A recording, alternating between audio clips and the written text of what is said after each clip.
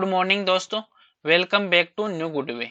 आज दोस्तों 1 मार्च 2022 और 1 मार्च 2022 के जो भी डेली करंट अफेयर के क्वेश्चन बनते हैं उन्हें बस डिटेल से डिस्कस करेंगे। तो 1 मार्च है, 1 मार्च को कौन सा दिवस के रूप में मनाया जाता है? 1 मार्च को दोस्तों विश्व नागरिक सुरक्षा दिवस के रूप में, विश्व नागरिक सुरक्षा दिवस के रूप में, और इसके साथ ही विश्व जो शून्य भेदभाव दिवस है उसके रूप में भी मनाया जाता है। शून्य भेदभाव दिवस, ये शून्य भेदभाव दिवस है वो है क्या?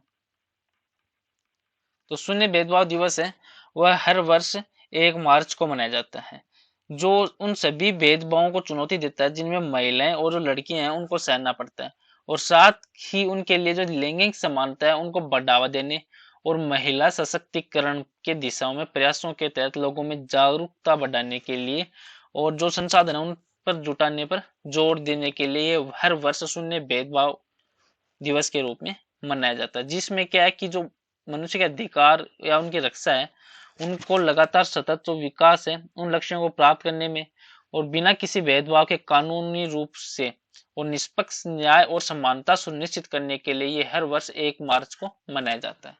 आज का वीडियो आपको अच्छा लगे तो चैनल को सब्सक्राइब और इसका बेल आइकन वो जरूर प्रेस करें, ताकि डेली की जो वीडियो अपलोड कर रहा हूँ आपके लिए उनका नोटिफिकेशन है वो आपको मिलता रहे। तो चलिए दोस्तों स्टार्ट करते हैं क्वेश्चन नंबर 1 से। अब क्वेश्चन नंबर 1 है कि किस केंद्रीय मंत्रालय ने भाषा प्रमाण पत्र सेल्फी अभियान वो शुरू किया है? तो इसका आंसर दोस्तों शिक्षा मंत्रालय के द्वारा शुरू किया गया है। जो केंद्रीय शिक्षा मंत्रालय इन्होंने हाल में जो सांस्कृतिक जो विविधताएं हैं भारत में उनको प्रोत्साहित करने और जो बहुभाषावाद है उनको बढ़ावा देने के लिए भाषा प्रमाण पत्र सेल्फी अभियान है उसको शुरू किया, और इस अभियान को शुरू करने का मुख्य उद्देश्य यही है कि जो शिक्षा मंत्रालय और जो my government my GOV India इनके द्वारा एक विकसित भाषा संगम मोबाइल ऐप है उसको बढ़ावा देना है। और ये जो एप्लीकेशन है उसका उपयोग करके लोग वो 12 अनुसूचित जो भाषाएं हैं उनमें दैनिक उपयोग के लिए 100 से अधिक जो वाक्य हैं वो सीख सकते हैं, और ये लोगों को प्रमाण पत्र के साथ अपनी एक सेल्फी अपलोड करने के लिए भी प्रोत्साहित वो करता है। नेक्स्ट क्वेश्चन है क्वेश्चन नंबर 2। क्वेश्चन नंबर 2 है दोस्तों कि जमीनी आइलैंड है वह किस महासागर में स्थित है? तो इसका आंसर दोस्तों ये काला सागर में स्थित है। अब ये है कौन सा, क्या है? तो जो जमीनी द्वीप है जिसे स्नेक आइलैंड के नाम से भी जानते हैं वो यूक्रेन के स्वामित्व वाला लगभग 16 हेक्टेयर की एक चट्टानी द्वीप है जो कि क्रीमिया है उससे लगभग 300 किलोमीटर है, जो पश्चिम काला सागर में स्थित है। और यूक्रेन ने उन 13 सैनिकों को सम्मानित किया जो रूसी सेना से द्वीप की रक्षा करते हुए मारे गए थे। और यूक्रेन के जो राष्ट्रपति हैं प्रेजेंट टाइम में व्लादिमीर, इन्होंने प्रत्येक गार्ड को एक यूक्रेन के हीरो या उनके मरने के बाद जो उपाधि उनसे सम्मानित भी किया है। जो अभी रूस और यूक्रेन में जंग की माहौल है या युद्ध चल रहा है। नेक्स्ट क्वेश्चन है क्वेश्चन नंबर 3 कि भारत सरकार ने किस देश से भारतीयों को निकालने के लिए हेतु ऑपरेशन गंगा मिशन है वो चलाया है? तो इसका आंसर है दोस्तों ये यूक्रेन।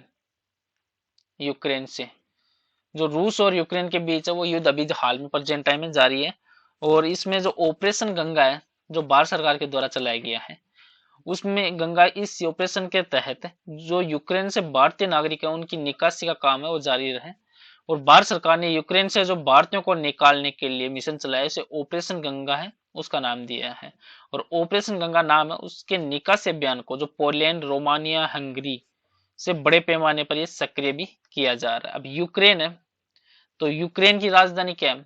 तो वो है दोस्तों कीव, जहां पर रूस के द्वारा हमला किया जा रहा है, कीव है। और प्रेजेंट टाइम में राष्ट्रपति हैं व्लादिमीर ग्रोइसमन, और यहाँ के प्रधानमंत्री हैं ये व्लादिमीर ग्रोइसमन, और राष्ट्रपति हैं व्लादिमीर जेलेंस्की। अभी यूक्रेन है तो यूक्रेन की मुद्रा क्या है? तो वो है रिवीनिया। रिवीनिया है वो यूक्रेन की मुद्रा है, जैसे भारत की है रुपया वैसे ये रिवीनिया।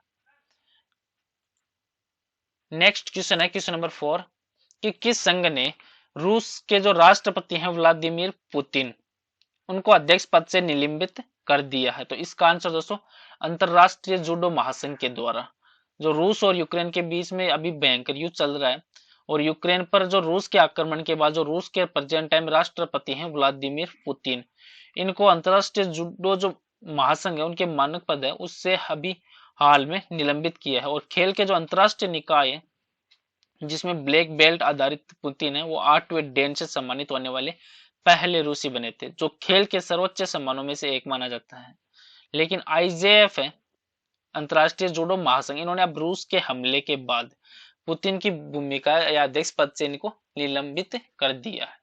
नेक्स्ट क्वेश्चन है क्वेश्चन नंबर 5 कि भारत में विश्व बैंक के किस प्रमुख को वैश्विक ऋणदाता संस्था की एक प्रमुख एजेंसी का उपाध्यक्ष वो नियुक्त किया है? तो इसका आंसर दोस्तों जुनैद कमाल अहमद को। जो भारत में विश्व बैंक के प्रमुख हैं जुनैद कमाल अहमद, इनको वैश्विक ऋणदाता संस्था के एक प्रमुख एजेंसी का उपाध्यक्ष वो नियुक्त किया है। और अहमद है वो उपाध्यक्ष के रूप में बहुपक्षीय जो निवेश गारंटी एजेंसी है MIGA, इनकी कमाल वो संभालेंगे। और ये जो वर्ल्ड बैंक है उनके इतिहास में इतना ऊंचा पद हासिल करने वाले ये दूसरे बांग्लादेशी नागरिक हैं, जिन उनसे पहले थे वो फैज चौधरी, जो विश्व बैंक के प्रशासन में उपाध्यक्ष के पद पर काबिज होने वाले पहले बांग्लादेशी नागरिक बने थे। अब है जुनैद कमाल अहमद। नेक्स्ट क्वेश्चन है क्वेश्चन नंबर 6 कि केंद्रीय मंत्रिमंडल ने LIC के IPO में कितने प्रतिशत जो विदेशी निवेश है उसको मंजूरी दे दी है? तो इसका आंसर दोस्तों ये 20%। जो केंद्रीय मंत्रिमंडल ने IPO इसमें लाने की तैयारी वो जुटा दी है, जिसमें LIC में स्वचालित मार्ग में 20% तक आप वो प्रत्यक्ष विदेशी निवेश है जो FDI प्रत्यक्ष विदेशी निवेश इनको अनुमति दी है। और सरकार के इस कदम से देश की जो सबसे बड़ी बीमा कंपनी के विनिवेश है जो डिसइन्वेस्टमेंट उसमें अब आसानी होगी। और इस संबंध में जो प्रेजेंट टाइम भारत के प्रधानमंत्री हैं नरेंद्र मोदी, इनकी अध्यक्षता में एक मंत्रिमंडल की जो बैठक हुई थी उसमें ये फैसला वो लिया गया था, जिसमें सरकार ने LIC के शेयरों को IPO के जरिए शेयर बाजार में सूचीबद्ध करने की मंजूरी वो दे दी है। नेक्स्ट क्वेश्चन है क्वेश्चन नंबर 7 कि मैक्सिको ओपन को जीतकर स्पेन के किस टेनिस खिलाड़ी ने अपने करियर का 91वां खिताब वो जीता है? तो इसका आंसर दोस्तों ये राफेल नडाल के द्वारा। जो मैक्सिको ओपन है उनको जीतकर जो स्पेन के टेनिस खिलाड़ी हैं राफेल नडाल, इन्होंने अपने करियर का 91वां जो खिताब है वो जीता है। और नडाल ने अपना जो 91वां खिताब है वो ATP खिताब जीता है। और उनका ये वर्ष 2022 है, उसमें इनका तीसरा खिताब वो इन्होंने अपने नाम किया है। और उन्होंने इस साल ऑस्ट्रेलिया ओपन का खिताब भी जीता था। और नडाल का जो अक्कापुल्को में कुल चौथा खिताब है, जिन्होंने इससे पहले सन 2005 में 2013 में और 2020 में ये खिताब है वो अपने नाम किया था। नेक्स्ट क्वेश्चन है क्वेश्चन नंबर 8 कि केंद्रीय ग्रामीण विकास और पंचायती राज मंत्री गिरिराज सिंह, इन्होंने मनरेगा के लिए किस एप्लीकेशन को लॉन्च किया है? तो आंसर दोस्तों ये लोकपाल एप्लीकेशन। अब ये लोकपाल एप्लीकेशन है क्या? तो इसमें जो केंद्रीय ग्रामीण विकास और पंचायती राज मंत्री हैं गिरिराज सिंह, इन्होंने मनरेगा के लिए लोकपाल एप्लीकेशन को लॉन्च किया। और ये एप्लीकेशन है वो ई-गवर्नेंस की एक और महत्वपूर्ण कदम बताया जा रहा है, जिसमें ये जवाबदेही या पारदर्शिता में मदद करेगा। और ये एप्लीकेशन है वो लोकपाल को पारदर्शी और जवाबदेही के तरीके में अपने जो कर्तव्य है उनको पालन करने में भी मदद करेगा। नेक्स्ट क्वेश्चन है क्वेश्चन नंबर 9 कि कौन सा देश है वो चक्रवात इम्नाती की चपेट में आया है? तो आंसर दोस्तों ये मेडागास्कर है ये चक्रवात है जो चक्रवाती इम्नाती के चपेट में आया है। जो मेडागास्कर है वो 5 हफ्तों में अपना चौथा चक्रवात देख रहा है। और मेडागास्कर हर साल नवंबर से लेकर अप्रैल के बीच में कई चक्रवातों की चपेट में आता है। मेडागास्कर अभी भी इस महीने की शुरुआत में आया था और एक और तूफान के प्रभाव में उभरा जिसका नाम है चक्रवात बत्सीराय, जिसमें 120 से अधिक लोग हैं वो मारे गए थे इस चक्रवात में। नेक्स्ट क्वेश्चन है क्वेश्चन नंबर 10 कि धर्म गार्डियन अभ्यास भारत और किस देश के बीच एक वार्षिक सैन्य अभ्यास है? तो इसका आंसर दोस्तों ये जापान। ये जो अभ्यास है जैसे कौन से देश के बीच में कौन सा अभ्यास है, ये एग्जाम की दृष्टि से इंपॉर्टेंट क्वेश्चन रहता है। जैसे भारत और जापान के बीच में कौन सा सैन्य अभ्यास किया जाता है? तो उसका आंसर दोस्तों धर्म गार्डियन अभ्यास। तो ये एक क्वेश्चन इंपॉर्टेंट रहता है एग्जाम की दृष्टि से। तो ये भारत और जापान ने कर्नाटक में अपना जो वार्षिक धर्म गार्डियन अभ्यास वो शुरू किया और ये अभ्यास है वो 27 फरवरी से लेके 10 मार्च तक चलेगा। और मराठा लाइट इन्फेंट्री रेजिमेंट है उसकी 15वीं जो बटालियन है वो इस अभ्यास में भारत की ओर से भाग लेगी। और यह अभ्यास अब सन 2018 से प्रतिवर्ष वो आयोजित किया जाता है भारत और जापान के द्वारा। और आज का लास्ट क्वेश्चन है जिसका आंसर आपको कमेंट बॉक्स में लिखना है कि राष्ट्रीय विज्ञान दिवस है वह किस दिन मनाया जाता है। और इसका आंसर आपको कमेंट बॉक्स में लिखना है। पीछे की वीडियो में भी आपको क्वेश्चन दिया था कि सरकार ने जम्मू और कश्मीर में जो बैंगनी क्रांति थी, बैंगनी क्रांति वो शुरू की और ये किस फसल की खेती से संबंधित है बैंगनी क्रांति। तो इसका आंसर था दोस्तों ये लेवेंडर से, लेवेंडर।